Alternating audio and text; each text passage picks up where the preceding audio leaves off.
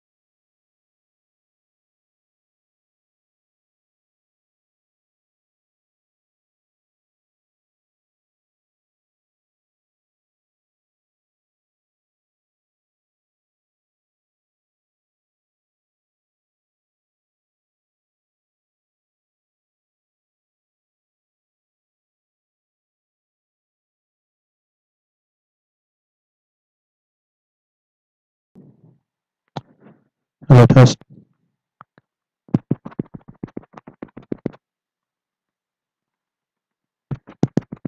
Hello, test 1 2. Test 1 2. Test 1 2. Test 1 2. Test. Test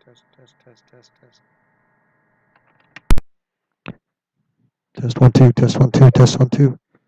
Test 1 2. Test 1 2. Test 1 2.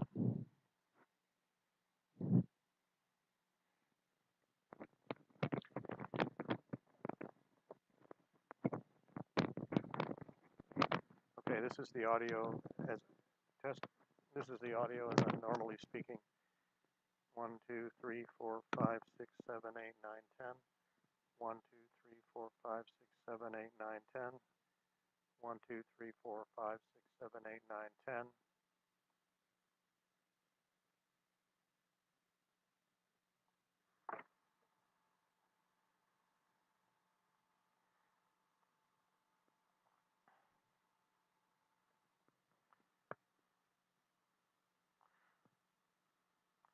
Okay, now I'm testing the audio full blast on the microphone receiver, and I'm going to then adjust.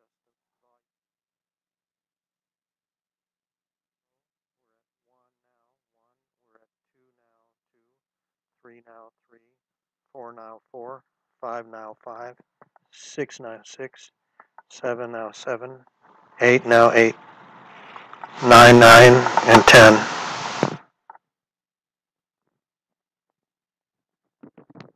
Hello, test. Hello, test.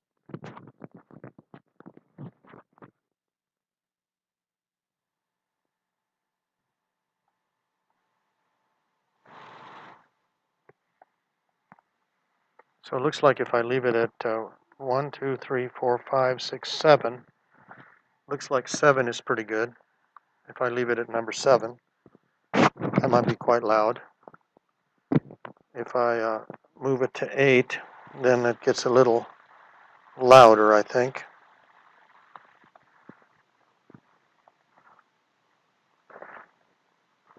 I'm going to try it with 8.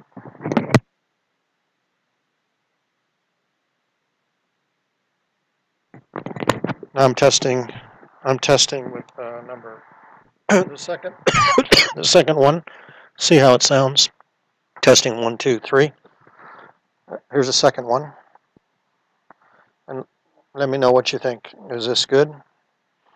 This here's the second one. Second one.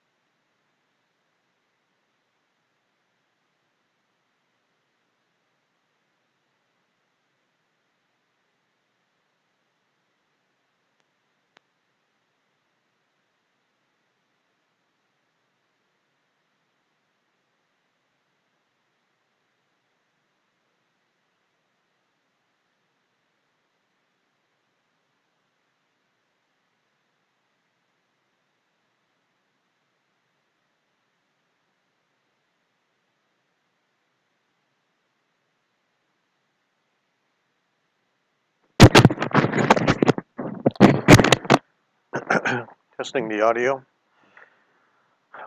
Testing the audio. Welcome to Plano Software Entrepreneurs Meetup. Our agenda is we're going to go through an agenda. We're going to go through the administrative items. We'll have a keynote speaker and then the networking breakouts. We're not going to have breakouts.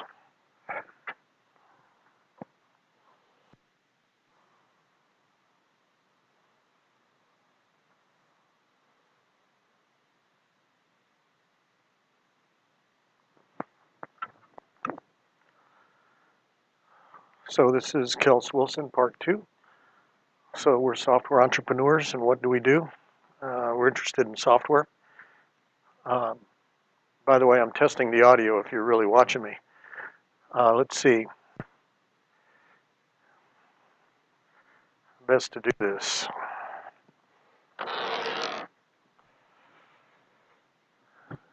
So we're gaining popularity. We're growing. We're still growing. Upcoming sessions. This month's update. Okay, new business ideation tool or framework, local group, book or other resource, elevator pitch, catch your attention.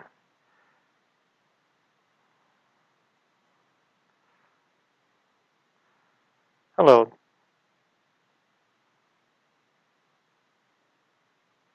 Do you have a problem?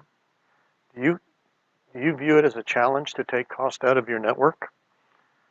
Did you know that carriers, network providers, lose millions of dollars a year from costs in their networks that they could take out?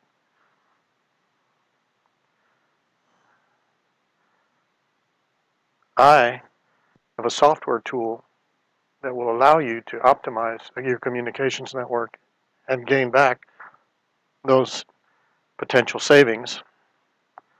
Are you interested in such an idea? Are you interested in such a tool? Or do you know somebody who is? So as always, complete information form, donate. Finally, do you know someone who has successfully bootstrapped the business? Questions. So this month we have Kels Wilson. He's a patent attorney, practice that includes patents, privacy, and data protection law, 13 years active duty in the U.S. Air Force. He worked on things like radar jammers, cryptography, and satellite control. He's now focused on patent prosecution, licensing, and litigation. He's got a PhD in electrical engineering, MBA, and a JD. Welcome.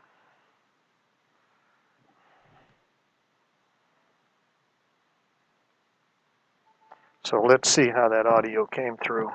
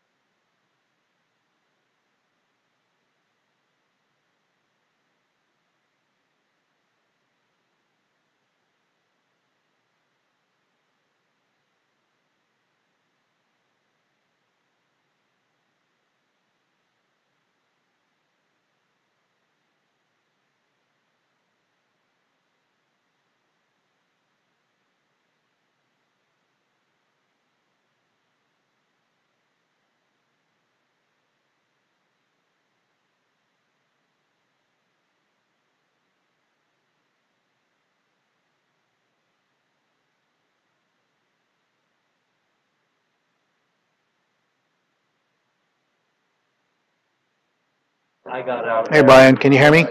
What's this for volume like? A couple of years back, I was inside building Starbucks as a superintendent. We were making so much money, and if he kicked me up, he was like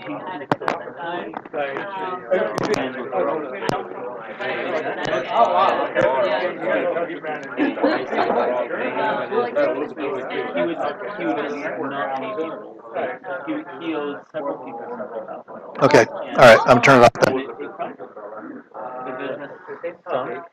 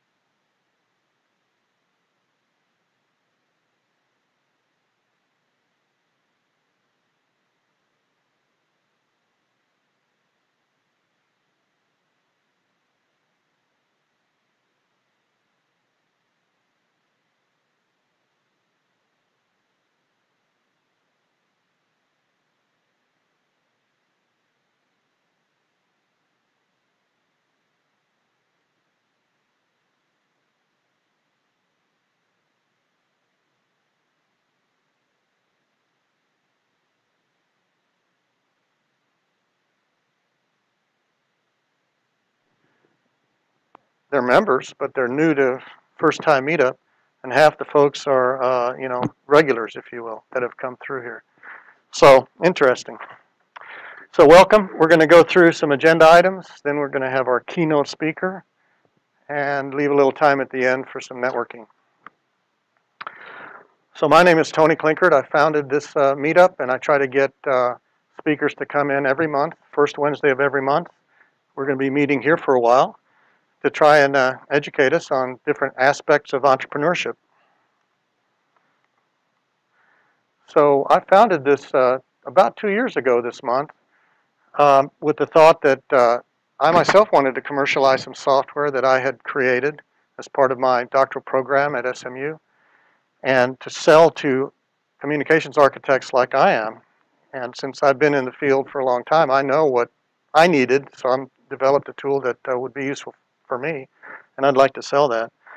So I thought, gosh, in Plano, there may be other people interested in commercializing some software. I'd like to meet them and talk to them, And maybe what we can do is create little software modules that we all share and use, and then, we can accelerate our own little software startups, if you will. So that was the initial idea. Is okay, call it Plano Software Entrepreneurs. Knowing that there are people that they know software, they either use it, not afraid of it, or code it, and they want to be entrepreneurs. They want to start companies. Now it's evolved over the couple years, where what most of the folks want, seems to me, and I'm in a constant stage of trying to reevaluate how to make it more valuable, is they want to network and they want to just learn entrepreneurial concepts. So what this has evolved into is sort of a entrepreneurial education, mentoring, coaching, timely updates, and networking. So whenever you can catch me alone, let's talk about how to make this more valuable for you and your peers interested in this type of information. So we're growing. We've surpassed 1,500 members. We typically have about 30, probably a little less today, per meetup. Word of mouth is good. Let people know if you enjoy this that we're here in this spot, first Wednesday of every month. We have some good upcoming sessions. We have Rex Kurzius coming back. He's the founder of Asset Panda. He's going to talk to us in October. In November, Kevin Winters. He's the founder of Company Mileage, very innovative company. And in December, John Shapiro is coming back. He's director of the UTD Venture Development organization at UTD.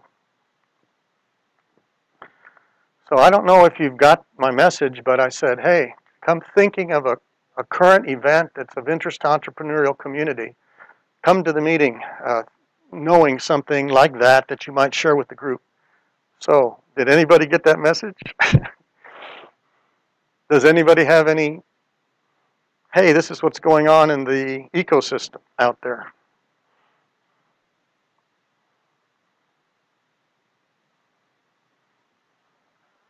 You enjoy entrepreneurship, or you're curious about it? Anything going on in the DFW area, or? I have some information, I guess I don't have it with me. I guess the DFW Tech Lounge, and they have some things going on. Mm-hmm. There's a lady at UTD that knows a whole lot about the DFW ecosystem of co-working spaces, accelerators, incubators, things like that. And boy, I'd like her to come out and give us a talk about because there is some question whether or not we have an ecosystem here much as they do in Silicon Valley. I'd like her to come out and give us a talk. So, anything else? Good.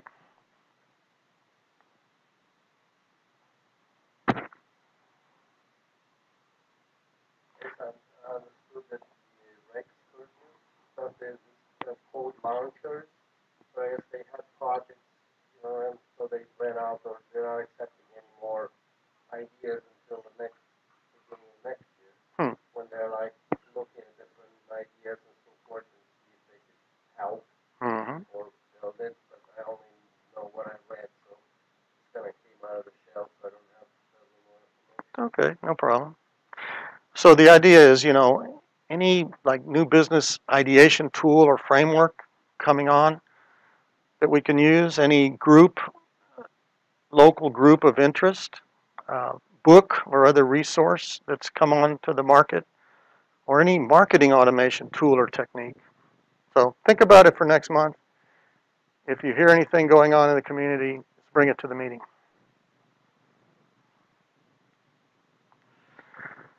I was thinking also that what might be useful is elevator pitch practice. What gets me in trouble, though, is I look at the clock and we've only got, we want to start our keynote by 7 so that we're done by 8 so we're not kicked out like last month. We can't go on and on when somebody pitches but then answers 10, 20 questions, right? So let's try something new. Let's do a pitch practice where you have, and maybe nobody wants to do this, but you have, let's say 30 seconds, a minute max, but no questions from the audience.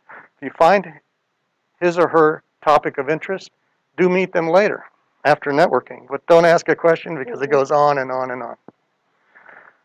So, would somebody like to go first on pitch practice, pitch their idea?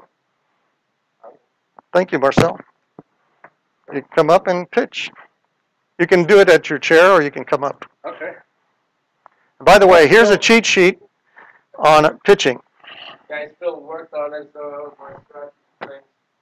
I argue that today's consumers are ill-equipped in their pursuit to acquire products and services despite advancements such as the phone, text, smartphones, and the internet.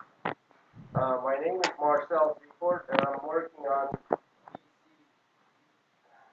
still working on it. A revolutionary concept to define, capture, qualify, and interchange a consumer needs for products and services leading to business transactions.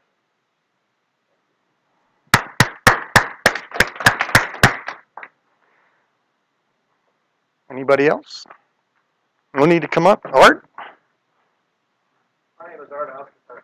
I'm an expert in Microsoft Word and Emerson Portable. And I have created hundreds of tools using VBA capabilities and Word to make tasks go quicker.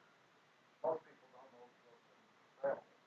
And I'm looking for someone who is a C.NET programmer to work with me on creating tools to accelerate activities for individuals who use Word for their primary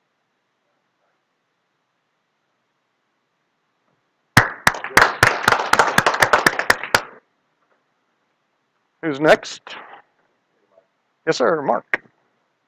So the IDC, the International Data Corporation, has a statistic that data actually grows 42% per year. That means in 2 years we're going to have twice as much data as we have now.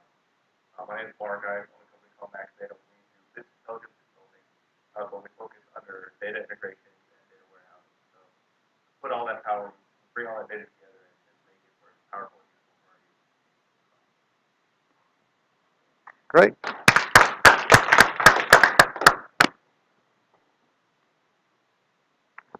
Lynn.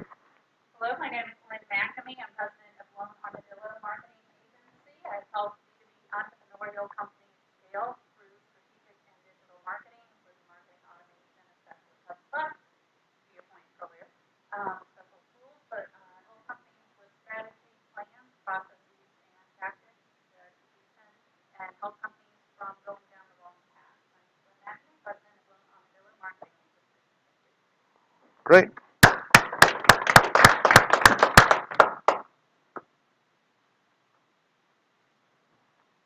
Anyone else?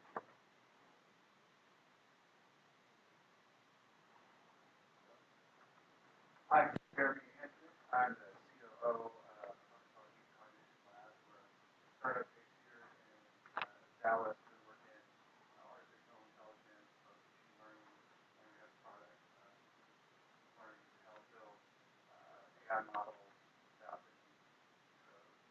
Also doing a lot of interesting work with an AI camera that processes graphics.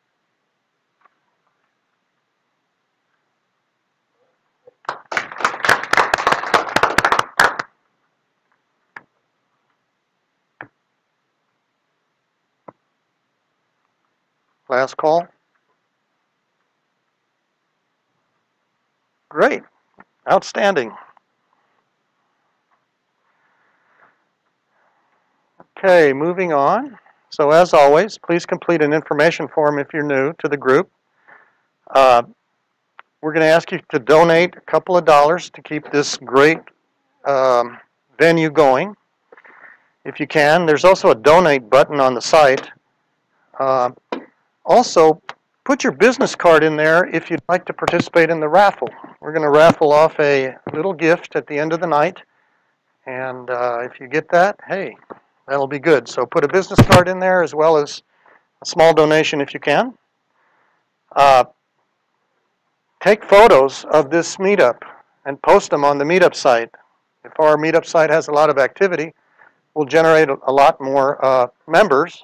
And by that, we'll attract a lot of top speakers, like tonight's speaker, because we're a big group and, we want to grow. And also give us a good review. If you like the meeting tonight, give us a good review on the site. That'll help us. Subscribe to a YouTube channel. Now, I created some tiny URLs to do this. We're broadcasting now globally from back in the back there, so probably have like 1 or 2 viewers, but hey, we're practicing with video. It's important for entrepreneurship. So I'm practicing with video. So you can subscribe to our channel by going to either this tiny URL that says PSEM YouTube live feed. PSTM is Plano Software Entrepreneur Meetup. Or, just search Plano Software Entrepreneurs Live, YouTube Live, and you'll see it. So we're streaming tonight. And tonight's presentation from Kels is on a Dropbox. And so here's the URL for that. Tiny URL, again, PSEM September for Plano Software Entrepreneur Meetup. And lastly, do you know someone who is a CEO or COO of a company or a CTO that could come in and give us a talk? We've got, as you've seen, the program for the rest of the year lined up, but, always looking for next year. It'd be great to have someone at the caliber of Kels to come up and give us a talk so we can learn things about entrepreneurship. So if you know of somebody like that, get with me and let's invite him or her. Any questions?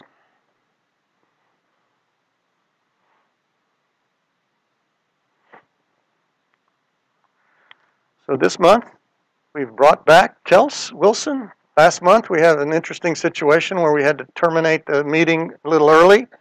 That was kind of interesting. So he's back, and he's going to present. I think he had 2 slides that he still had to present, but he's got a lot more material tonight. So Kels Wilson is a patent attorney. His practice includes patents, privacy, and data protection law. He's served 13 years active duty in the U.S. Air Force. He worked on things like jammers, cryptography, and satellite control.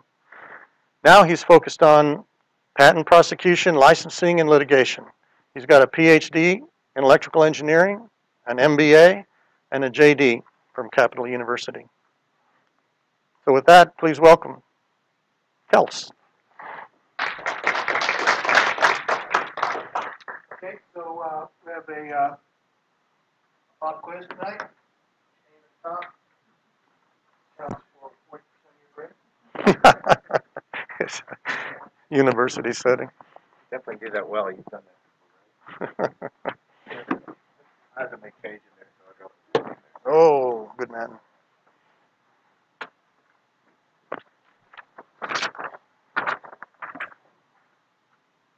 Okay.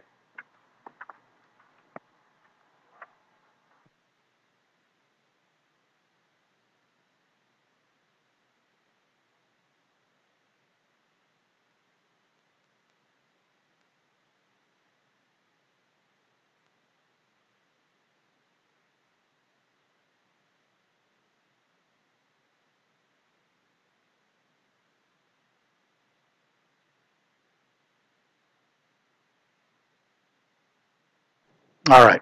Okay, so I hope the audio is good. Tonight's presentation is going to be basically following this flowchart, and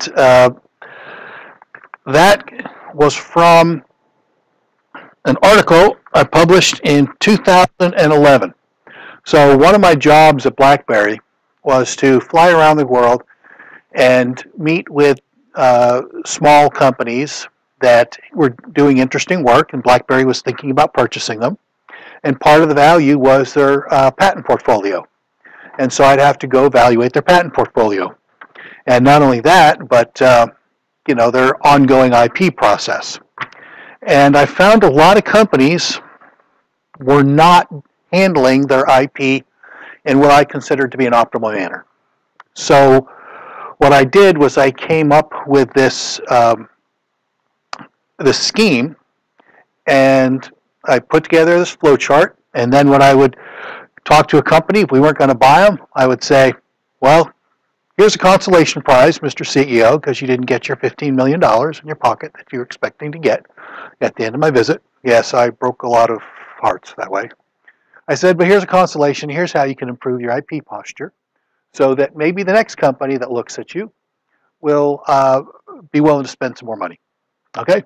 And so I actually converted several companies to the ideas that are in this article and that you're going to be seeing tonight, and they adopted it as their company's IP practice. Okay? Now, if you have a special case, is anybody in here doing anything on computer security? Okay, well, if you were, there's a special case, because if you file a patent application on some anti-hacking technique, the hackers can read your patent and figure out what you're doing. Does that destroy your security? In some situations it does, in other situations it doesn't. And then I have a companion article. Anybody wants to come up to me and talk to me afterward on the companion to this. So I'm going to talk about 3 different quality levels of patents, and then this will be 3 different ways businesses can use patents. You use patents to protect inventions, right? That's like saying you're an engineer. Are you a chemical engineer, petroleum engineer, mechanical engineer, civil engineer, software engineer, sanitation engineer? You see, I mean, engineer doesn't really cut it all the time. Well, protect inventions is the same type of thing. You have to know exactly how you protect inventions. So I described that here. Okay? All right. So, those of you that remember me, my name is Kels Wilson. For those of you who don't, my name's something else. Can't figure it out yet. So what I'm going to talk to you today about is when you should try to patent and when you should pass. Patents are really expensive. Okay? And I think I told some of you last time that what happened to me was I got ripped off by some invention services company. And it was financially devastating for me. Okay? So I ended up becoming a patent attorney so that I wouldn't rip myself off anymore.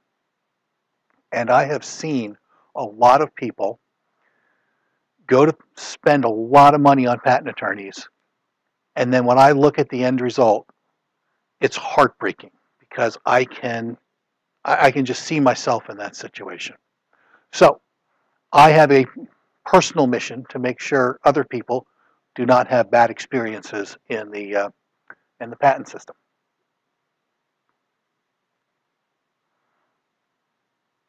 Which one of these does it? Oh, all right. Okay. So as a disclaimer, I am a lawyer, so this is education, not legal advice, and this isn't creating a attorney-client privilege tonight.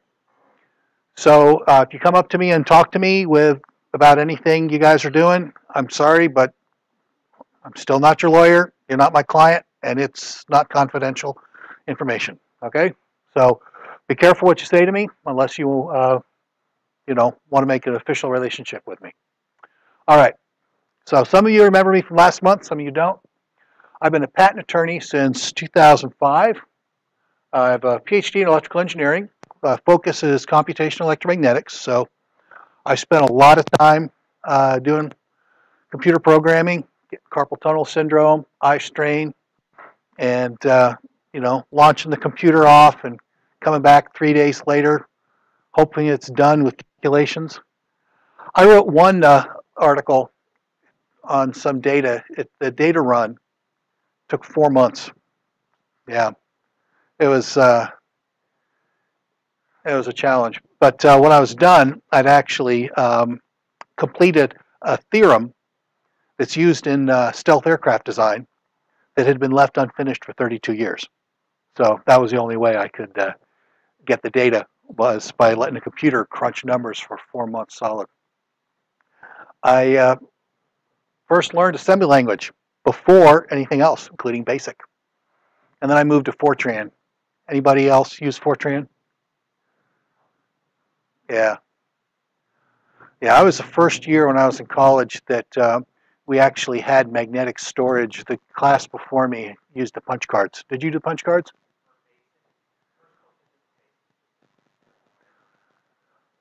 My dad used to bring home punch cards from work to use as scratch paper. Like when the engineers would be done with a program, they didn't want to throw them in the trash bin, so he'd bring them home and use them as notebook or notes, scratch paper for shopping lists. Yes.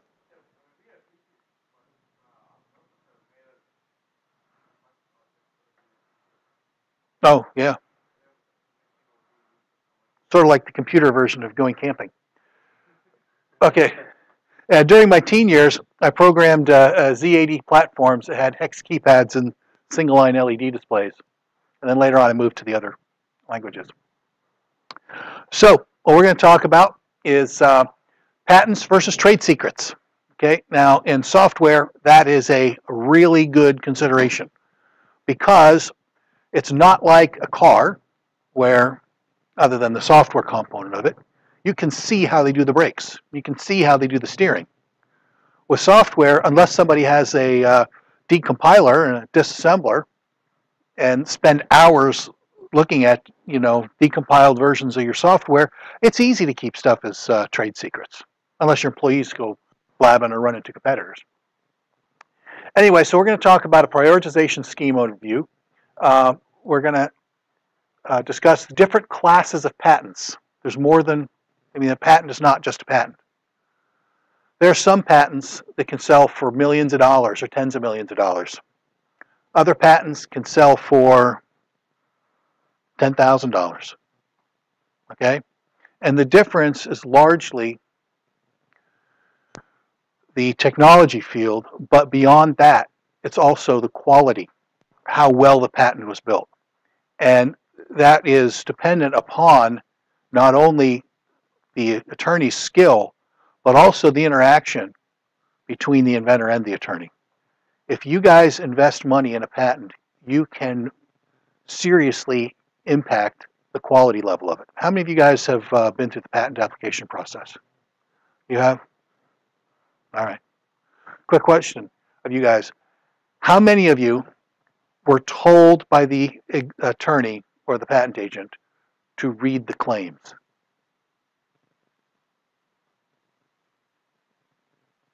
Okay.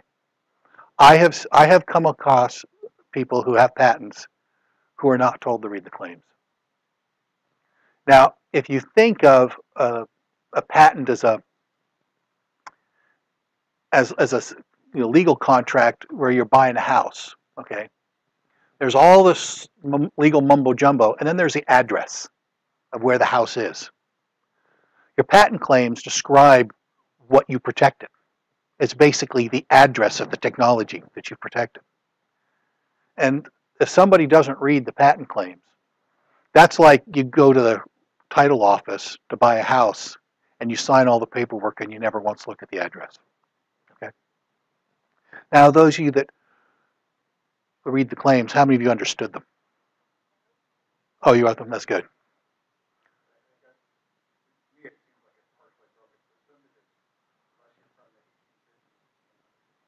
Because it's written in a different language? Can you interpret Java? You can't? Oh. All right. Java is not that hard to interpret, really. It's much like the English language. C is a little bit harder, but again, not too difficult. Anybody who can code can understand patent claims. Okay? You just have to be given the legend to the map. And once you're given the legend to the map, then you should understand the patent claims. All right. So what we're going to talk about, for the first decision is whether you keep something as a trade secret or not. So we're going to get into what makes something good trade secret. Then the next decision is whether it's a business builder patent. These types of patents that I describe in this are business builder, cross-licensing ammo, and souvenirs. Okay, souvenir I think is the proper phrase for it. Okay, and then the next decision is whether it's a less expensive patent. The final decision is whether you're going to try spoiling things for competitors.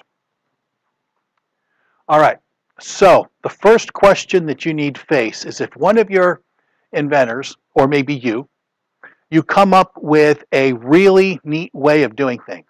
Maybe what you do is you shave half the time off of certain calculations, okay? And you're convinced that the whole market is going to flood to your solution because you've got something better than what anybody else can put together, all right? So you have a choice. I'm going to patent this to hopefully stop other people from doing it so they can't compete with me and I have a unique product. Or I'm going to keep it as a trade secret.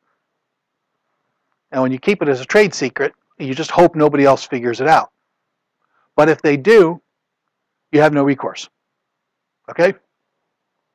So, if you want to do a patent, whatever your invention is has to be fully and publicly disclosed. That is, you have to put enough in the patent application that somebody else of ordinary skill in the art can make and use the invention without undue experimentation. That is, somebody can pick it up, read your patent, and go, oh, I know what you're supposed to do, and then go do it. Okay? That's what you're supposed to do. Actually, in my opinion, a lot of patents don't have that level of disclosure. Trade secret, however, you have to keep those things secret with reasonable efforts, with NDA. So if you have a company and you guys outsource some of your software module development, you need to actually have an NDA, non-disclosure agreement, with whoever it is that's getting copies of your source code or doing any of the programming. Okay? Or if you have an employee, they have to have that confidential obligation in their employment agreement. If you don't do that, guess what? You have not made reasonable efforts to keep it secret. And if you end up in a lawsuit with somebody and you're asserting trade secret, all they've got to do is say, hey, these people didn't make reasonable efforts to keep it a secret, and your entire case against them dissipates right then and there. Okay? A patent. Examination is required. So you send the patent application into the patent office. And after you do that, an examiner reads through it. Hopefully they understand it. And they make a decision whether it's sufficiently novel to grant you a patent. And if they do, there's a formal determination of that.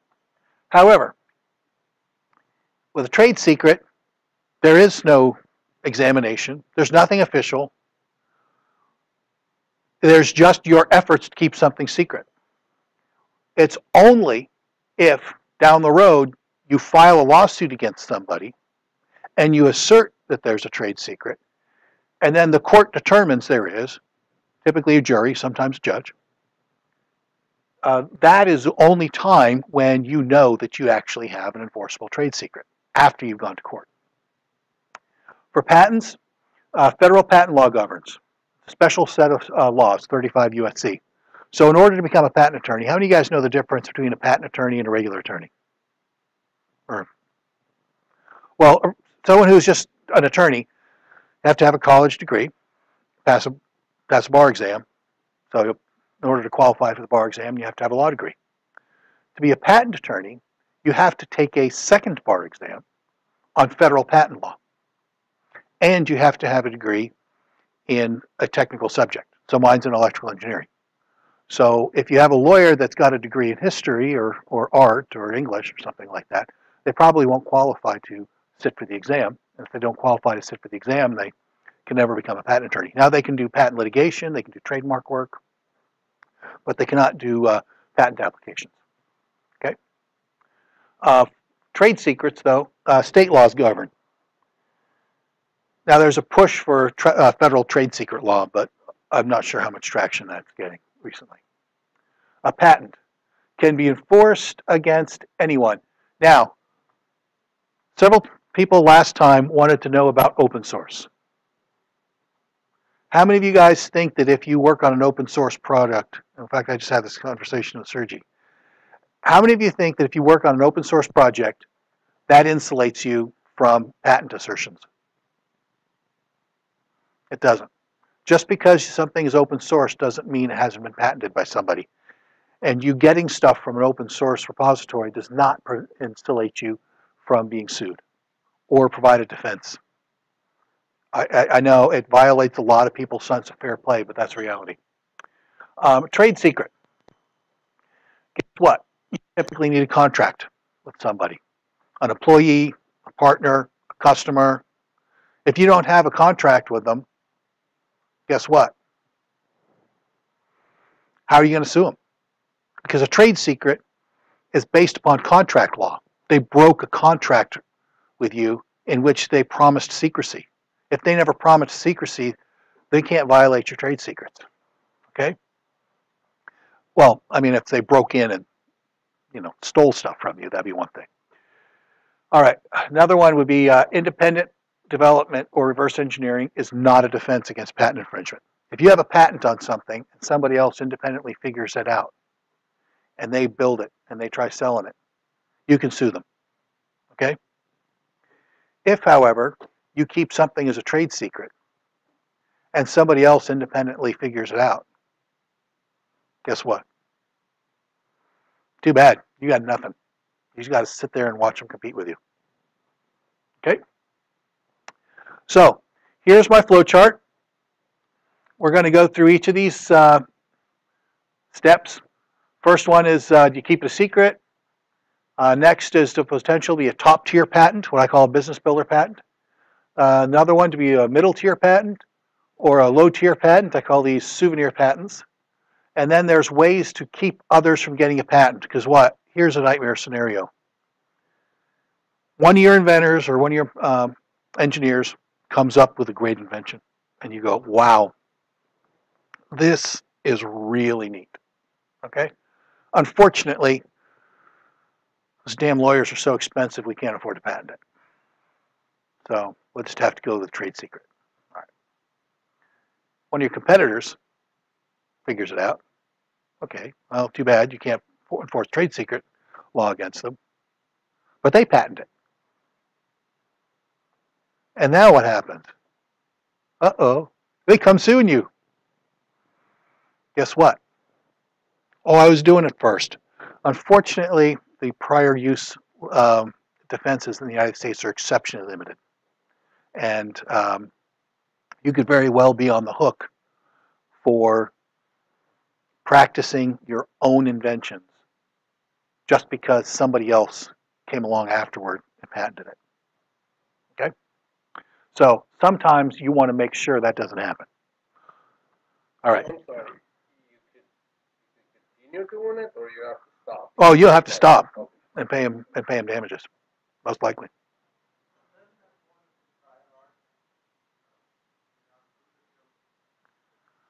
Oh, now see, there's coming back to violating your sense of fair play. If you were treating it as a trade secret, okay, then what ends up happening is your use might not be public use. Okay?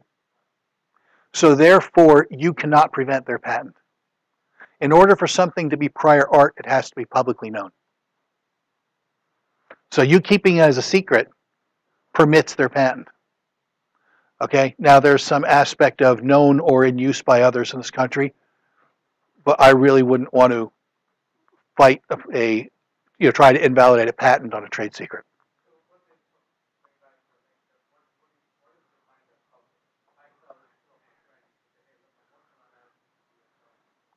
Oh, keep it to yourself. That's not public. Go on.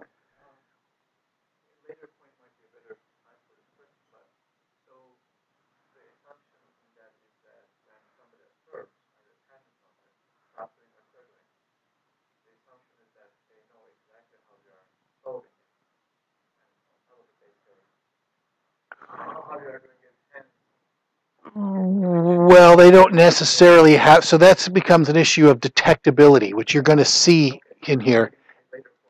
Unfortunately, the situation is people can sue you for patent infringement without necessarily knowing exactly what you're doing, so long as they have a reasonable basis to suspect you're doing it a certain way. And then the courts will give them permission to dig through your source code. And they're attorneys.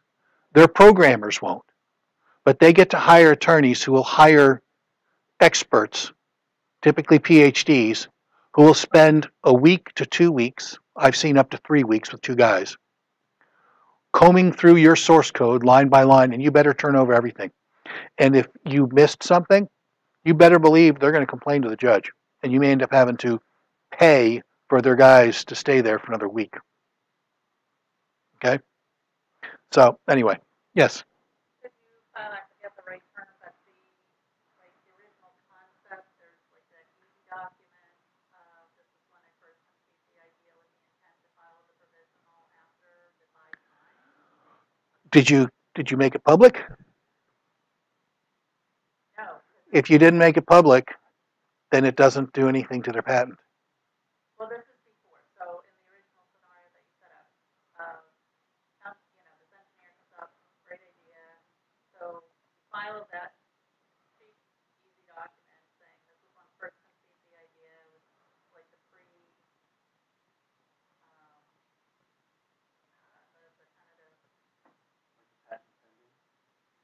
before that, before you file the full patent. You mean the provisional? Provisional, thank you, sorry. If you file a provisional, then it does not, yes, but you know what? Your provisional doesn't stop another. If your provisional goes abandoned after 12 months because you do not convert it to a non-provisional, somebody else can get a patent on it. And you cannot use your provisional to invalidate their patent. No. The only thing that can block a patent is a published application or a published patent. Your provisional and your non-published applications cannot be used to invalidate anybody else's. For you to get a priority date, that's a totally different topic. That's to help you overcome prior art, not their stuff. All right, so we're going to get into a little more of that down the road when I get to each of these. All right, so there's different classes of patents. This is my personal classification, okay? It's not the official position of any of my clients or employers. I got yelled at for publishing this by my supervisor when I was at BlackBerry. You can't tell people this stuff. You're making our competitors know how to do it. And by the way, what happens if we sue somebody and they say this isn't a business builder patent? I'm like, well, I was just trying to help these companies get better with their portfolios, okay? And this is the best way to look at it. So the top tier is what I call a business builder. You know why I call it a business builder? Because if you are going to fight away competitors, this is the type of patent you go to court with to stop them. Not all patents are litigation quality. Okay? Not all, because if you take a patent to court and you try suing people, the other side's going to dig up a bunch of PhDs who've been working in the field for 20 or 30 years, okay? And they're going to go dig up prior art. They're going to explain why, this thing wasn't just enabled properly. Remember I told you they have to have proper disclosure to enable people to do something? They'll get up and say, you know what? They left out these parts, so you have to do experimentation in order to produce this. They're going to fight back, and they are going to be determined, and they are going to be intelligent, and they are going to be effective. And if you're not going to get swamped by the ferocity of their defense, you have to have a good, solid, quality patent. Okay, but those are expensive. All right. Then there's a next tier. I call it cross-licensing ammo. All right. Why is that? Well, how many of you guys have heard the phrase cross-licensing? Okay. How many companies build cellular phones? Lots. How many patents do you think are implicated by this cell phone? Minimum 50,000. Okay? Now, BlackBerry owns 30,000 patents. Nokia owns about 30,000 patents. So, what do you think they're going to do? Well, you can't build cell phones because I own a bunch of patents on it. Well, you can't either. Now, they both have patents and nobody can build cell phones. No, it doesn't work that way. What they do is they agree to cross-license. And then they'll just sue other people that show up in the market. Okay? Same thing with notebook computers. There's got to be 200,000 patents that read on that notebook computer sitting back there. Is that an IBM?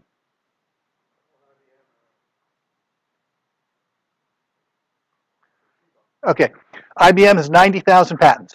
Probably a good 40,000 of them read on their notebooks, and also read on the Toshiba's notebooks. The only way Toshiba can build a notebook computer without getting sued by IBM is because Toshiba and IBM have cross-license. Okay?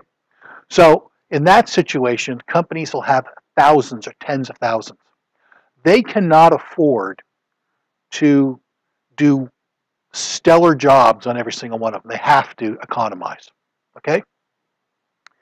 So what they'll do is they'll make patents that are just barely good enough.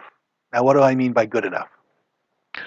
I'll tell you a story from when I was a new attorney.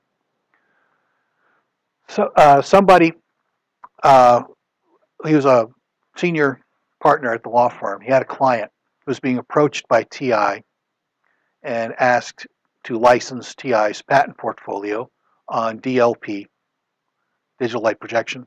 You know, TI is like the pioneer in that. And TI was asking for a lot of money. And so these people, they didn't want to pay a lot of money for just because they're asked. So they asked him to look into it. So, you know, he tasked me.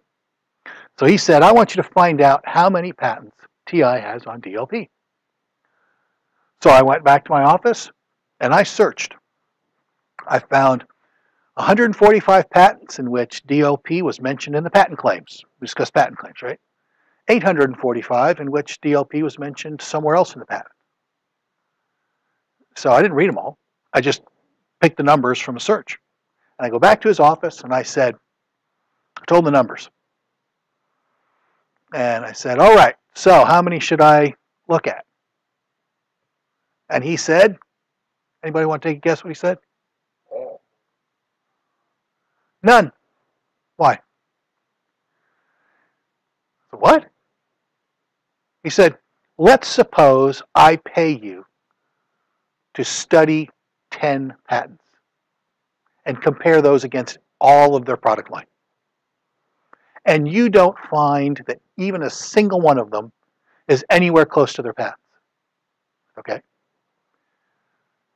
The 11th one, the first one you didn't look at, could put them out of business. You guys getting that point? You just need patents that are good enough that somebody can't read through all of them and analyze all of them in order to ascertain that they have a clear field.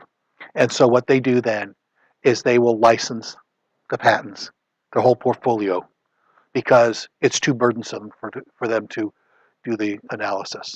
All right. Now, later on, I went into BlackBerry, and we would do licensing negotiations with other companies. And do you think we looked through all those companies' patents? You think when I was going to go negotiate against Nokia, I read through 30,000 patents? How long would it take somebody to read through 30,000 patents?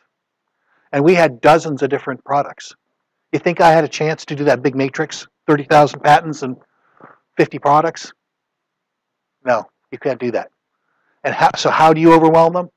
Cross-licensing ammo. The last tier is souvenir patents. And unfortunately, how many of you guys have seen ads all on the internet? I'll write you a patent for $4,000. You guys seen those ads? You haven't? Oh, I see them all the time. Well, it's a souvenir. You know what you can do? You can go to a bar, walk up to somebody and go, hey, I got a patent. Wow, really neat. You're not going to sue anybody with it, but it's a souvenir. All right. Business builders can be used in bet the company lawsuits. Cross-licensing ammo is to overwhelm potential opponents. You don't go to court with these. Now, you can file them initially, but you need to pull them out of the litigation before things get heavy. And then souvenir patents are just good for bragging rights. Okay, so the first question is not what type of patent. The first question is whether to patent. Okay, and that is whether you're going to keep it a secret. So what are the criteria for whether something is a good candidate for a trade secret? First thing is it provides a competitive advantage. If it doesn't provide a competitive advantage, had you guys publish an article in IEEE or whatever, get some publicity, get some professional prestige that you came up with something, because if it doesn't give you a competitive advantage, there's no point in keeping it a secret. And if it does provide you a competitive advantage, then you can keep going. Well, is it easily discovered by disassembling or reverse engineering? If you keep it as a trade secret, and then you put it in your product, or you manufacture your product with it, and anybody can get your product and take a look at, they milled it instead of casting it. Well, then there's no point in going to any effort to keep it a secret. Okay, others do not already know it, so that means it necessarily is a secret. But this is a really good question. How do you know if other people know the secret? You see, the situation could very well be you have a trade secret and somebody else has the exact same trade secret. And the reason you don't know that situation is because they're keeping it a secret from you, you're keeping it a secret from them. So really the situation is others do not already know it and publicly flout it. Okay? And others are unlikely independently figured out anytime soon. So when we get into this issue of spoiling things for other people, this is where you can spoil not only other people's patents, but you can also spoil other people's trade secrets. Okay. You fail any of those 4 criteria, and there's no need to spend efforts to keep the thing secret from others, because trade secrets do cost. You don't have to pay an attorney for them, but you have inefficient information flow. You might have to compartmentalize. These people don't get to talk about what they're doing with those people, and that could cut some potential collaboration efforts. All right, so business builder grade. Something have a potential to be a top tier patent. So the criteria for a business builder patent. Now what you need to do is you need to figure out the likely issued patent claims. This is not the value of the invention. This is the value of the claims. The claims are what you can get allowed or novel over prior art. So you actually have to do a little bit of a prior art search, or have some people that are relatively aware of the prior art so that they can do this type of analysis. Okay? Now, is the invention likely to be built? So is it desirable by the consumers? Okay? Is it difficult to engineer around? So this is the idea of, have you figured out the way to do something better, or have you figured out a way to do something better? Maybe there's a dozen different ways to achieve the same performance goals, performance level, right? And you figured out one of them, and man, there's 11 others. You patent yours. Well, unless you can afford to patent the 11 others, somebody else can do one of the others, and they can compete with you and hit the same performance level, and you don't have a competitive advantage. So unless you can afford to patent all economically feasible alternatives to your solution, then it's not worth patenting something, even if it's a good idea. Okay? Is it got to be done by somebody that's in your industry? So if it's market relevant. Okay? So let's say one of you guys doing software, one of you guys comes in and go, I got the best idea for a shoe insole. Well, unless you got a lot of money to spend on patenting stuff that's not in your industry, you might not know unless you're working at Nike or something like that something is good in that industry or not. The other thing is easily detectable. So let's say you're in a situation in which you have a patent and you suspect your competitor is infringing your patent. Okay? How do you find out? Is it some type of detailed algorithm that's buried inside a calculation engine and you'll never figure it out? Or is it something that you can figure out by simply looking at their marketing materials? If it's something you can figure out by looking at the marketing materials, or maybe you end up getting a copy of it and running it and testing it, these are good. But if you have to put it in a disassembler or have the hire the experts to go through their source code after you file the lawsuit, and then you find out, oh, darn it, they didn't do it the way we thought they did. Guess what happens to all that investment in a lawsuit? It's gone. So I would not recommend patenting something unless you can figure out relatively easily whether another person is doing it, or at least not doing a business builder patent. Sure.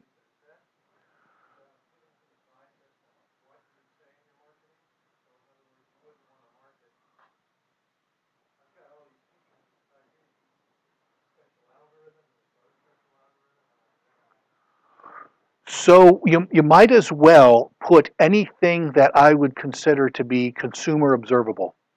That's fine. Because if anybody can look at your product and list out the features that it's doing, that's fine. If you happen to have something that is really good because it makes it faster, you don't necessarily have to tell people what makes it faster. You just say that you're what they can notice. All right. I got a perfect example. Okay. My last company, we had a patent that was on lowering the price down at the pump to issue cents off the gallon. Mm-hmm. We had a patent issued on that, and our business partner was in the oil and gas industry. He wrote it, and that's something that's very easy to detect. Once Kroger started to do that, once Safeway started to do it, we applied the patent, and they ended up paying us royalties rather than taking that before. Yeah, because you can watch it, right, with your eyes. Yeah. Okay. But if it's an issue of, well, are they doing a Fourier transform? See, I'll give you a good example. How many of you guys know what a Fourier transform is? All right. So there's ways to do it faster if your sequence is a integer power of 2. So let's say you have a data sequence that's 1024 bits long, and you want to do a Fourier transform. That's a whole lot faster than if your data sequence was 1023 or 1025. The reason is because you use what's called the butterfly recursion process, okay, where you just do additions and bit swaps, okay. Well, it turns out that some people, what they do is they will, if they have a sequence that's not an integer power of 2, they'll pad it with zeros so they can leverage that speed advantage. And then when they're done, they strip the excess off and return it to the, like sometimes you have to do interpolation. So not everybody likes to do it. But let's say you notice that somebody, you know, their math algorithm is, which you believe is using Fourier transforms, okay, is really fast. Oh, then, and you just happen to have had a patent on this idea of zero padding and interpolation with stripping off the excess digits at the end. Well, maybe they're doing it a different way. Maybe they're doing some other type of transform. You don't know unless you look at their source code. So that's something that would not be detectable. So there was one situation. It was that same patent attorney partner. He asked me if there was. He said, "We have a client who's got a patent on this. Could you please look at their competitor's product and see whether the competitor is infringing the patent?" And I come back to him and I tell him, probably, but there's a different way to do it. There's a different way to do the math. And I have no way of knowing they're not doing the slower math. And so guess how much value that patent was to those people? Nothing. Because they didn't have the money to file a lawsuit, do discovery, and then find out, oh, whoops, they are doing it the way we didn't patent. Okay? So that's why detectability is important. Yes? So even if they bother to do the lawsuit, they spend the money, get your code by experts, looking at the code, trying to figure out. There are so many transformations you can apply to confiscate. Like instead of A, B, C, a lot of times you can do BA for the different things. Yeah. Actually, this could be a different thing. Yes. I completely agree with you. Yes. If your, let's suppose your people who work in your company, they're really great world-class mathematicians, okay? And they invent this new super fast algorithm, okay? Now, those of you who were here last week would know that I would probably caution not even bother applying because of the subject matter. But let's say you get something through. You're stuck with that exact problem. You have no idea. And so this is why I caution, this is why it's heartbreaking. We do not here in the United States have a way to effectively protect significant advancements in mathematics. But no. Now there's a rule for, you do it this way and you can do functional equivalence, but it's very limited. And if they do a different math equation and you try getting up in front of the judge and saying, well, okay, so it's not what's in the claims, but if you do a mathematical transform, you do the Laplace transform, okay, then yeah, convolution is the same thing as, doing bit by bit point matching and sweeping through. No, it's not going to work. And if they're doing it the other way, then you spend all that money and you can't do anything about it. All right. So this is what I call spiral development. And if you're going to be investing $10,000 to $15,000 on an initial application, keep in mind, hardly any patents other than continuation patents get issued without a rejection. Most of them experience a rejection. And you know how much rejection is? It's $2,000 for the first one, at least, maybe $3,000 in lawyers' fees. And then guess what? You got to probably get another one. That's another $2,000 or $3,000 plus an RCE. Okay, you could very easily hear a quote of $12,000 to get it on file, and you'll be at $25,000 before you get the thing allowed. Okay, so if you're going to be spending that kind of money, the best thing to do would be to get another person in your company who doesn't have a dog in the fight, who you believe is an honest engineer, understands the technology, isn't going to let ego or personal conflicts get in the way. And what you do is, after this inventor works with a patent attorney and they get a first draft, okay, and it's good enough, you let somebody else in your company read through it and ask them what they think, okay? And you let them make suggestions. And then you keep going around until you're getting diminishing returns. But you typically can get a better quality patent if you let a third person who doesn't have any emotional involvement and is a good, competent engineer who knows the technology get in and help review on that. Okay? And then once you're done with that process, you're good enough, then you file it off. Okay? Now, let's say you had some problems with detectability. Maybe you say, well, this is really good. Other people are going to figure out, or this is one of a dozen ways to do it, so people can design around it. But still pretty good. You know what you can do? You can file one of these cross-licensing ammo ones. The same thing, maybe, it is not difficult to engineer around, okay? Or maybe it's not easily detectable. So if you're kind of weak on this one or that one, or maybe it's not really entirely relevant to your industry, but it's a really neat idea. You can go ahead and you can file this, and it can boost your patent numbers. But I'm going to tell you, you don't want to spend as much money on one of these, okay? So you can use your B team to save money on the application. You only do this if you have enough money. So small entrepreneurs, I would say, don't waste your money on these.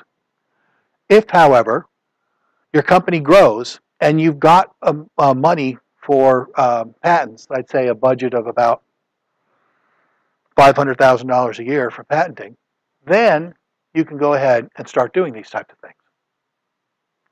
And with this, I call it a throw it over the fence type.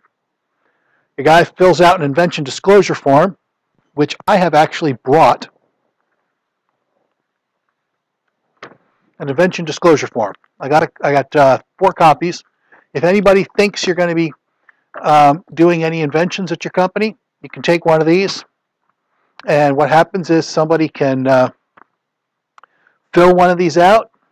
And if they fill it out well, somebody like me or another competent attorney can take it, write a patent, and we're not pestering you too much. We're not wasting the time of that neutral reviewer. And we can get something out the door fairly quickly, relatively inexpensively, and then you've got something that all it's got to do is read well at first glance, because it's got to be one of those where the people can't afford the time to analyze it. Yes? I updated it since I'll get you, I can email you one if you want.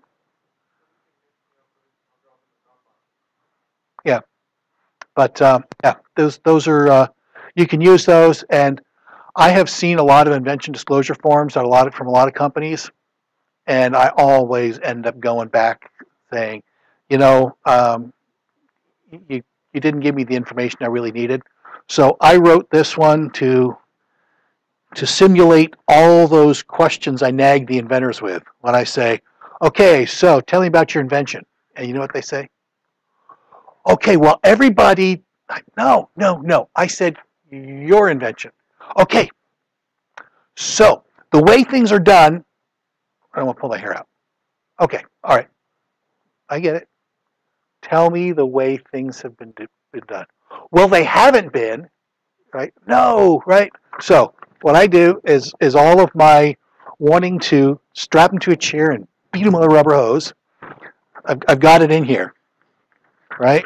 I say, tell me about your invention. Don't tell me what other people are doing, in bold, okay?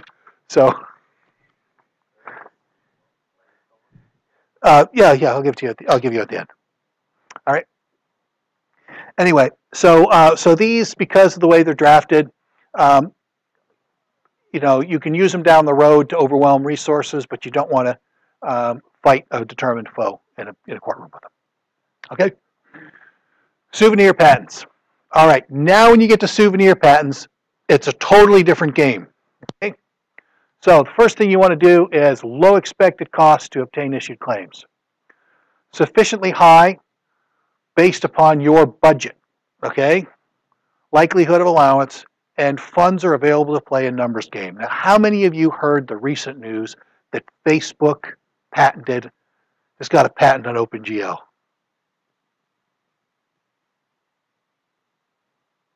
OpenGL graphs. You guys missed that? Oh, wow. We're a pocket of isolation here. Okay.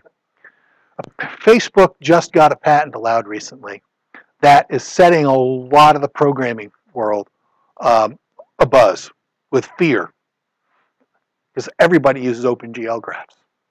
Okay. I took a look at the patent prosecution history of it. They got rejected and had to amend the claims 4 times to get them allowed.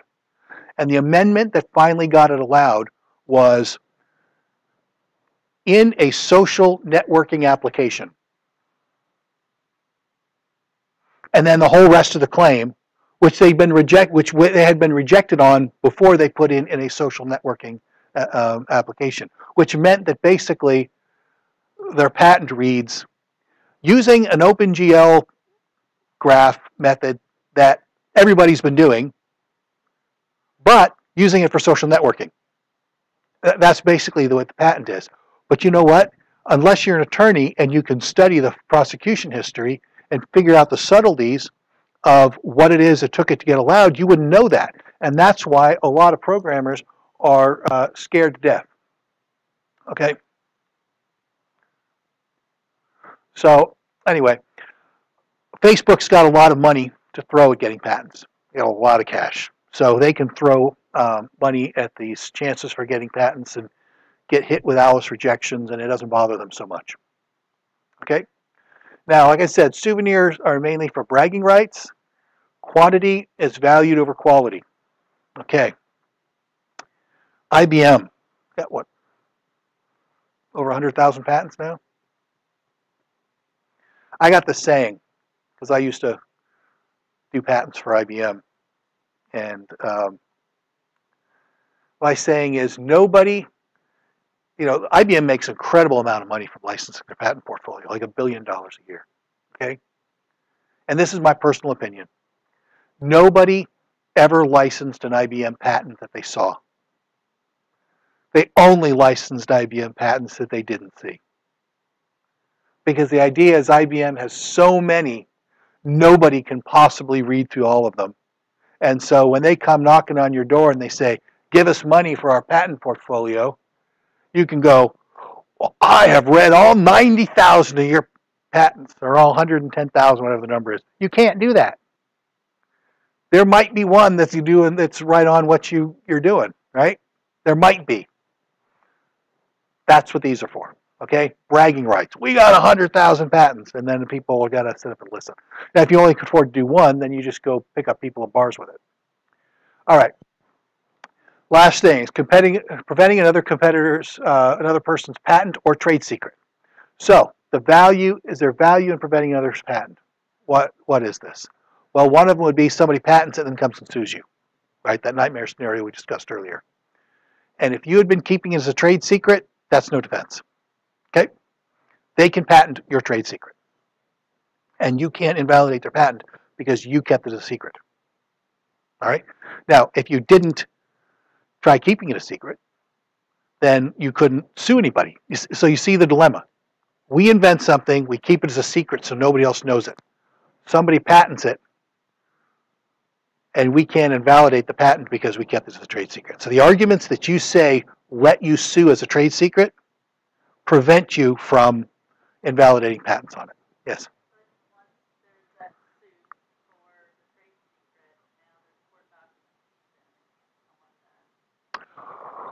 Right, and the courtrooms are sealed to the public because it's an exception from public right to know because it's trade secret material. So it gets to stay a trade secret. So what'll happen is the judge will clear the courtroom when the trade secret material itself is discussed, and the jurors have to sign that they won't disclose it. Yeah. And then, so that's one thing you got to worry about. Another is maybe you don't want your competitor bragging. Maybe your competitor's, getting all these patents and they're issuing press releases and they're starting to get investor money that you should be getting, or customers that you should be getting. So maybe you can like put a fly in the ointment. You spoil their chances for getting a patent. There's different ways to do it.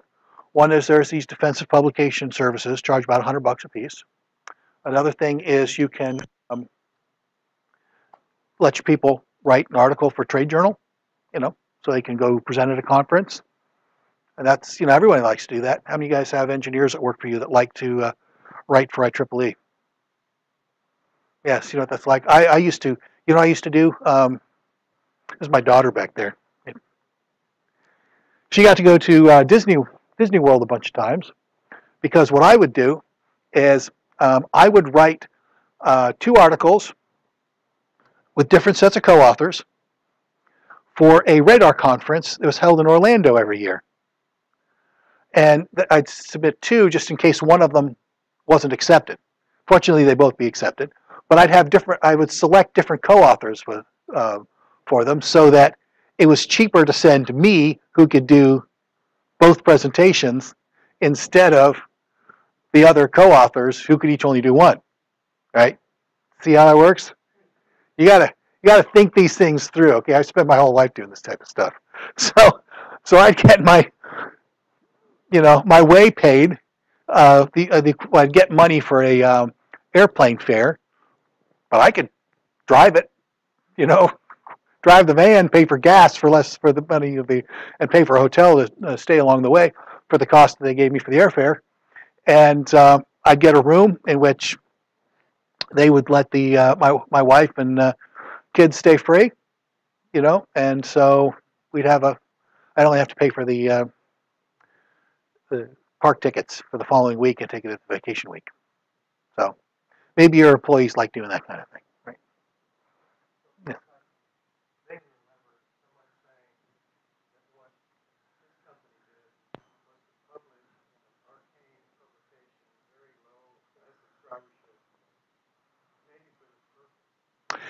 I'll tell you something I did. I had an invention idea that I was worried about somebody else patenting. Okay, but I didn't have the opportunity to patent it right away. So what I did was I called a newspaper reporter for the Murphy Herald, which is the local newspaper in Murphy, Texas. How many of you guys heard of Murphy, Texas? Okay. Most people, it's a little fly speck, right? It's 3 square miles. Okay. It's just, you drive through Plano to Wiley, and, if you're not paying attention, you won't even realize you went through Murphy. Okay. So what I did was the reporter came out, and I made sure this other information was in there, so that down the road, if somebody got a patent on this thing that was prior to mine, I could invalidate their patent with this newspaper story. But in the meantime, nobody was going to read it, so nobody was going to get the idea. So yes, I'm familiar with that trick too. All right.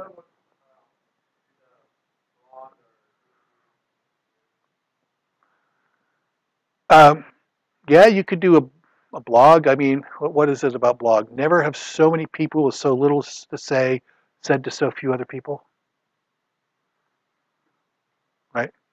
So yeah, a lot of blogs could probably qualify as trade secrets. I pick up on that one as the marketer in the room, but just saying. Somebody complained last time my jokes were too subtle. You guys realize that's a joke, right? Some people's blog, you can still put it on there and be a trade secret, right? That was a joke. You can all chuckle if you want. Okay. All right.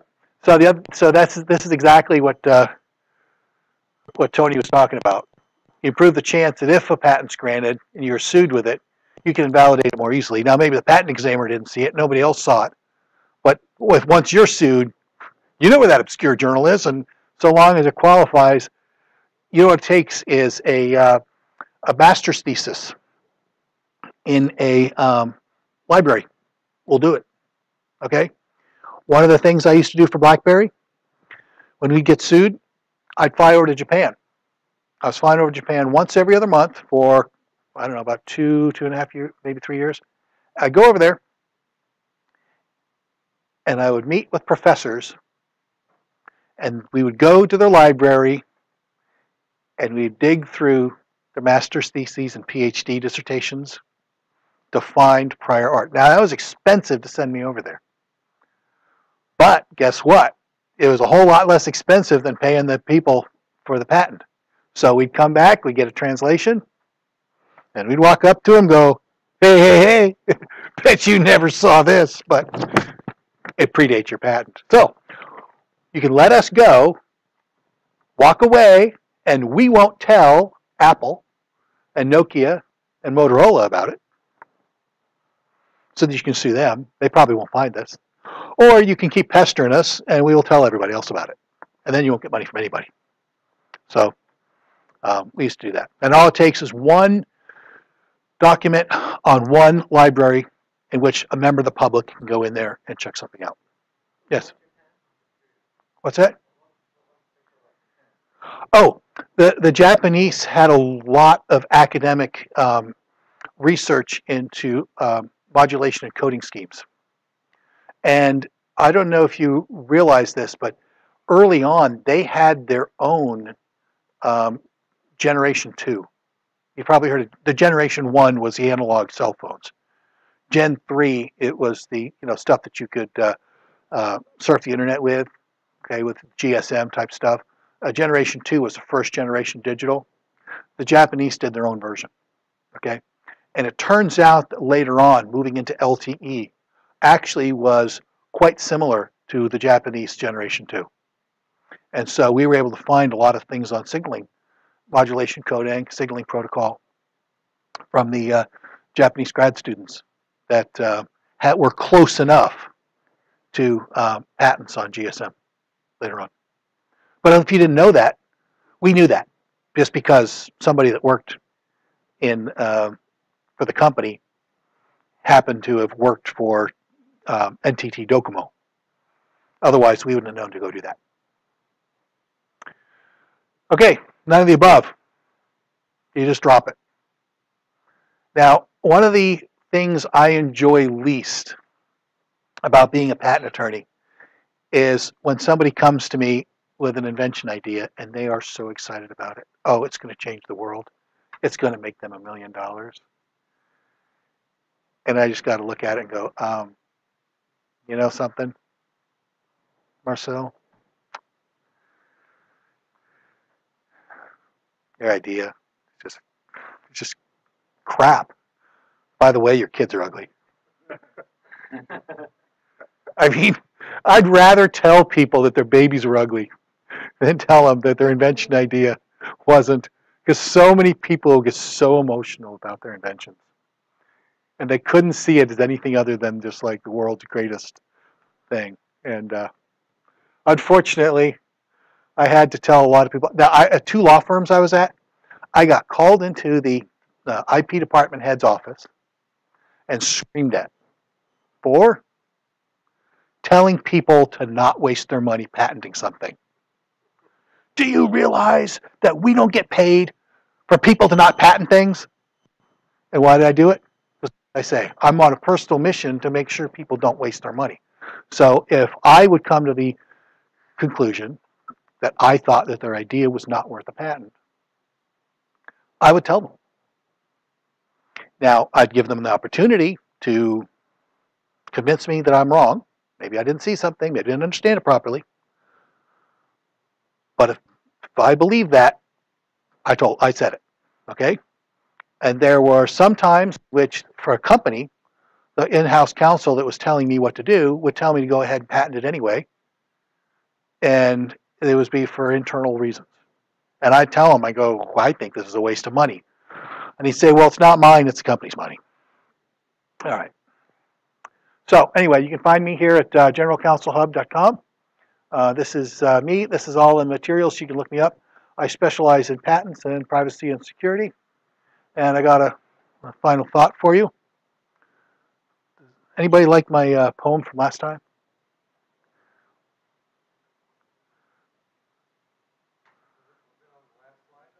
It was on the last slide.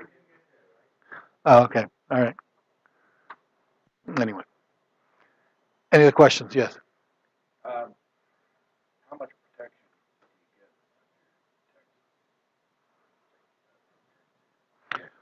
run of the mill. Just whatever. So long as you have an NDA, and so there's several criteria. A, it has to be something that's secret. Okay. B, there has to be value in the secret, such that disclosing the secret costs you economic value that you can demonstrate. It's just one thing. Oh, gee, people might do it. No, you have to demonstrate actual harm. And third, you had to make reasonable obligation. Sorry, fourth, you have to make reasonable efforts to keep it secret. And fourth, that person has to be obligated to keep the secret. So if it's an independent developer or somebody who never signed an NDA or something like that, one of those things, and you're gone. But it works. It works in Texas.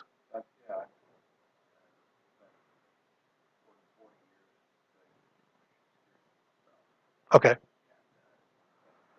Third item there, I was going to make a point just because reasonable effort to keep it secret means keep it locked up, you keep it where the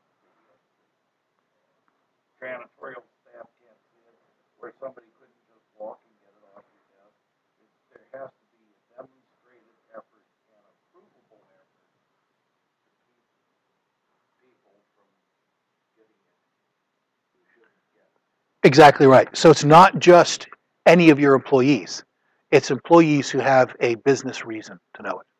So if all of your employees know a certain thing, it's not a trade secret, unless all of your employees are like PhD researchers. But if the janitor knows it, it's not a trade secret. I got something for you. Patenting computer security systems, because this is the extra effort that where if you disclose it, then hackers know what you did and they might be able to leverage it, or not, based on how you do it. Yes. I go to the secret, somebody else comes in and says, you already making on mine. So they, I guess, you are, or something like that. Who incurs the cost of all that extra, the code, or whatever it costs? So you have a trade secret and somebody sues you with a patent? Correct. Okay. They pay for their experts. So you'll have to hire a law firm, unfortunately, for defense purposes. And you have to endure something that's called discovery, where you have to provide all of that, and you have to provide it at your expense on some material, typically it's on a computer that's got all the USB ports disabled and is hardwired connected to one printer so they can print out source code pages. And so part of the job I would do at BlackBerry towards the end when I was doing litigation is I would configure these computers for other people to search BlackBerry source code on. The other people would hire the experts and pay for the experts' time, and but you would pay to have the room, typically at the law firm that you use to defend yourself. So you're spending a lot of money just for being sued. And so a lot of companies, patent trolls, they would sue us knowing that if it went to court, they'd lose, but we'd spend $3 to $5 million to defend ourselves. And so they would say, well, you guys are going to spend $3 to $5 million, so we'll take a little bit less and go away. So yeah, you face the prospect of what's called pay to go away, where you pay them less than the cost to defend yourself, or you have to cough up the code and a secure review environment for them. And now, if you lose, then you'll probably end up having to pay their expenses. So you'll end up being paid those experts yourself out of your loss. So and the cost of that process, let's say that secure room provided is mostly time or? No, the highest cost is the patent attorney who's babysitting it for you. Oh yeah, yeah, and the patent trolls will try dragging it out just to drive up your costs so that you'll settle and pay them to go away. Yes, and then I had a couple of questions.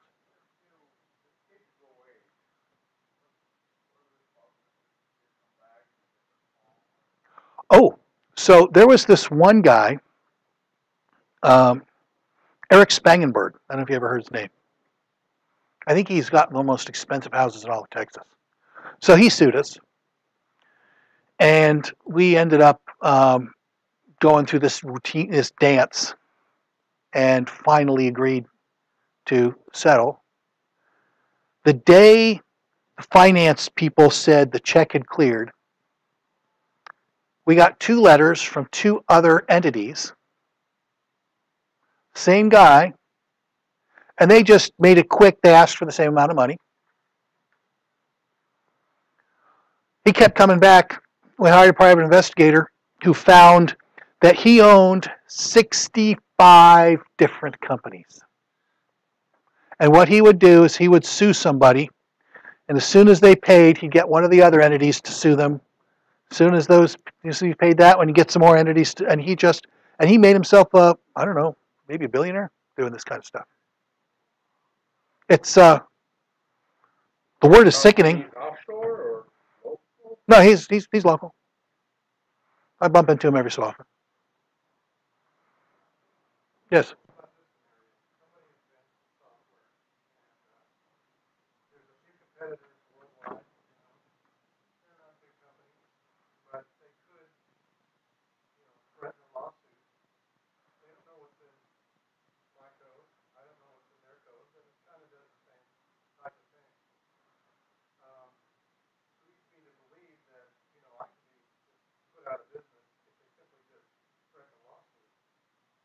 What if I were to then publish in the newspaper or something?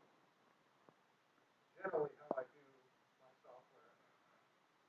In a way, then now their patent becomes public. It's practically the same thing. So it's sort of now does it trash their patent? Well, if you have a patent and they have a patent, then if your patent is valid, then theoretically you've already published what's necessary. And then the question is, are they? Oh, you're doing trade secrets. Well, okay. So then there's the other issue. So there's not only a fight between patents and trade secrets, but between trade secrets and keeping other people's from getting patents, right?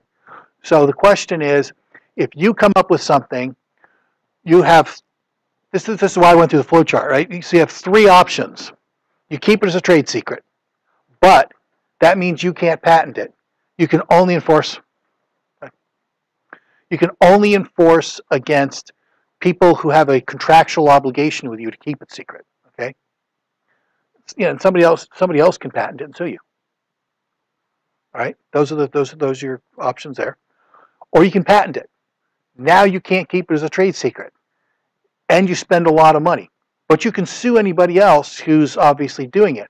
If you can figure out that they're doing it, maybe you can't. Maybe it's the type of thing that's not detectable. Okay? Or maybe there's so many other ways to do it, they'll just do it a different way, and then your patent's no good at stopping them. Or you do a defensive publication, right? And in that situation, it's not a trade secret. So if you try suing, so if you do a publication in an obscure journal, it won't prevent them. What happened is if they sue you, and your disclosure predates their patent's priority date. This is why you asked about the provisional. So if, let's say, somebody files a provisional, then he publishes, then they file the regular application.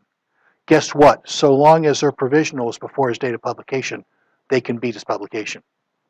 Okay? If, however, your publication was first, you can never sue anybody on it as a trade secret. You give that up. If they come to sue you, what you do is you say, I can invalidate your patent with this information. And their response is going to be, well, that's going to cost you a minimum $250,000. Okay? You want to pay us a little bit less than that to go away. Yes, I know it totally violates your sense of fair play. Unfortunately, this is how Spangenberg got rich. What you can try is this. You say to them, basically the type of thing I said to people that would sue us. I am not the only person you're going to want to sue. There's other people who might be doing this. Now, of course, you can only say this is true. There's other people that might be doing this who have more money than me. And maybe they don't have the access to the information to invalidate your patent. So what I will do is if you walk away, I will agree not to tell anybody about this. If you don't walk away, I will tell other people about it. And then maybe you get money out of me, but you'll never get any money out of other people. And that works out worse for you. I did, as BlackBerry was losing money and like dissipating and the company had less and less money, I ended up using that technique a lot. Because I was active duty military, and you know cell phone technology, you know what it borrows a lot from? Radar. You know the difference between jamming and interference? Intent. Jamming is nothing more than intentional interference. Okay? So the types of things that cell phone companies were using to avoid interference are a lot of the things that radar, the military, was using to avoid jammers. So what would end up happening is that I would be able to come up with military technology that could validate a lot of patents in the cell phone space. And then I would show people that were suing us, and I go, you know, after you're done suing us, you're going to want to sue Apple, you're going to want to sue Samsung, you want to sue Motorola. So we strike a deal. You leave us for free, walk away, we don't pay you a penny, and I don't tell anybody about this. Or you don't agree to do it, and as soon as you leave the room, I'm going to pick up the phone, and the Apple in-house attorneys are going to have this documentation. What do you want to do? You can try tricks like that. Yes?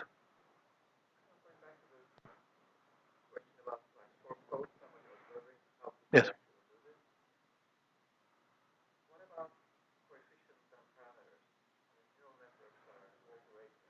Yeah.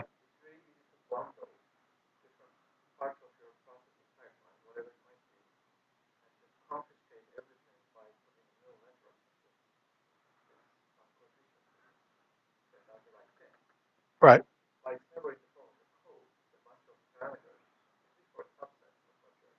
Yeah, that might not be runtime optimized, you know.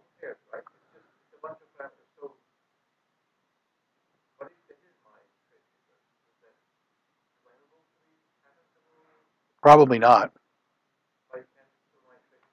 You can keep it as a trade secret.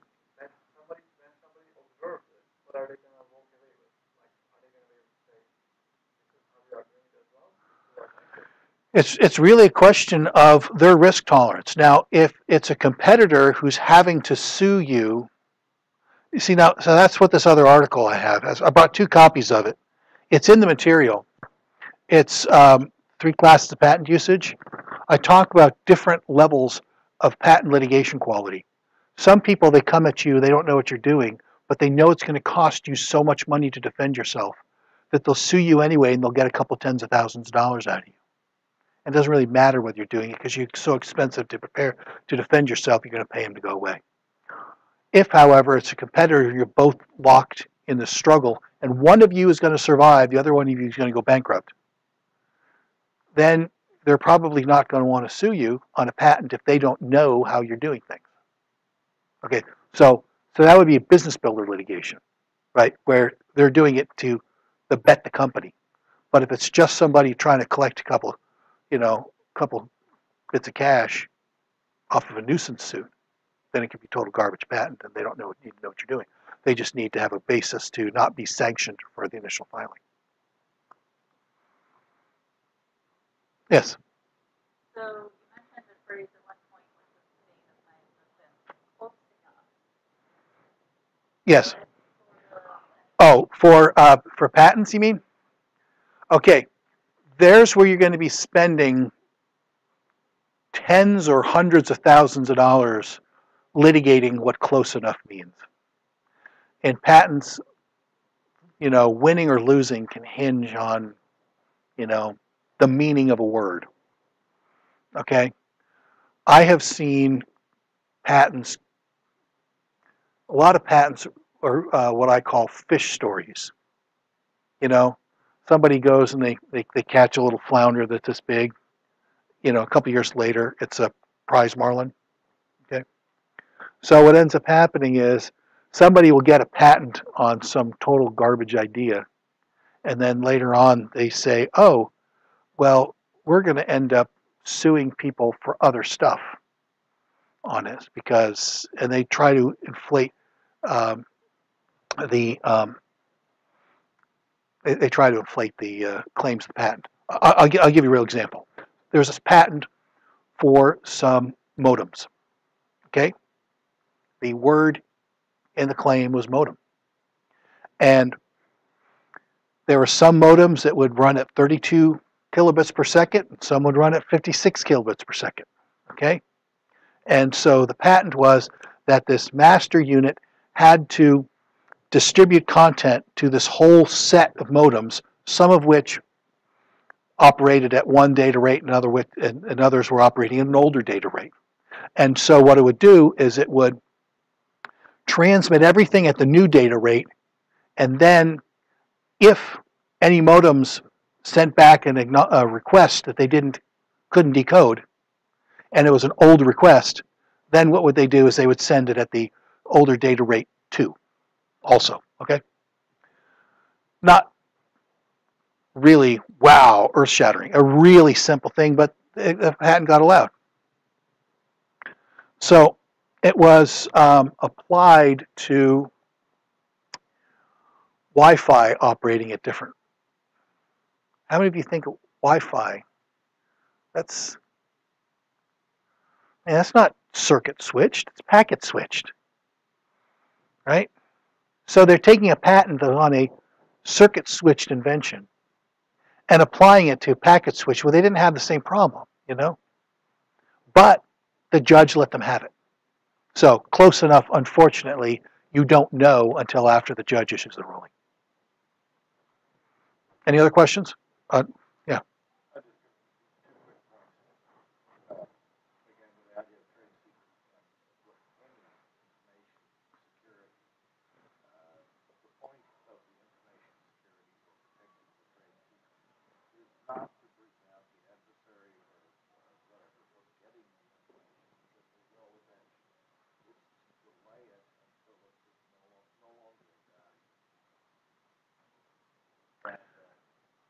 Third method of protection, which some people seize upon, and you don't mention because it doesn't provide any particular protection, is copyright.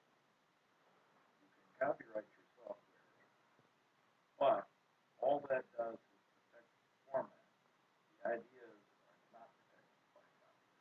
Most people don't know that about copyright. It means if you copy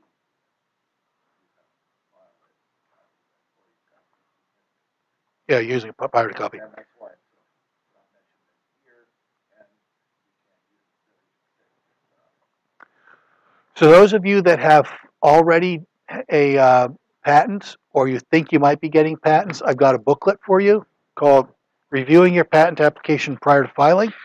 The idea is you read this and it tells you how you should review a patent to make sure it's as good quality as it can be. Okay? All right. Do you want to mention what's in the file that you provided?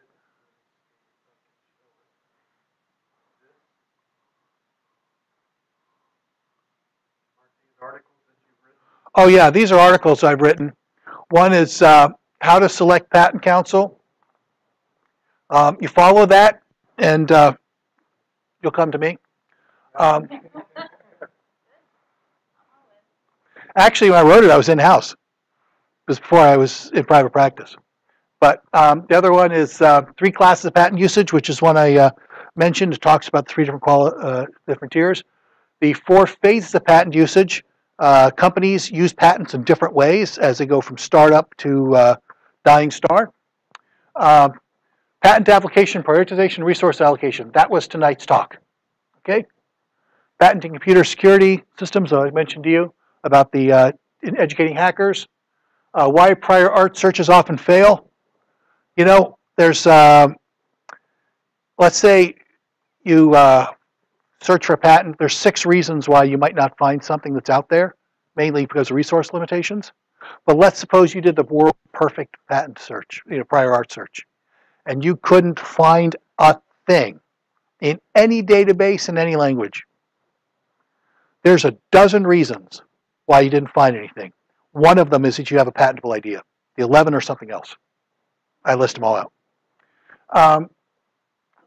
Reviewing your patent application prior to filing. That one is this. When you take a look at it, you probably won't be able to read it unless you print it out and make it into booklet format, because otherwise you're going to be seeing like the pages all messed up because it's formatted for printing into a booklet format. Some fundamental cybersecurity concepts, because I think I told some of you I used to be a white hat hacker for the Air Force, and so I put in a bunch of things that I learned about during that process. And then that's in this one, and then the patent strategy poster is this one-page thing that I handed out. And I will make sure that there's a copy of this invention disclosure form, although I have 4 paper copies in case somebody wants to take one with them. And then you just... Where do we access those files? That's good.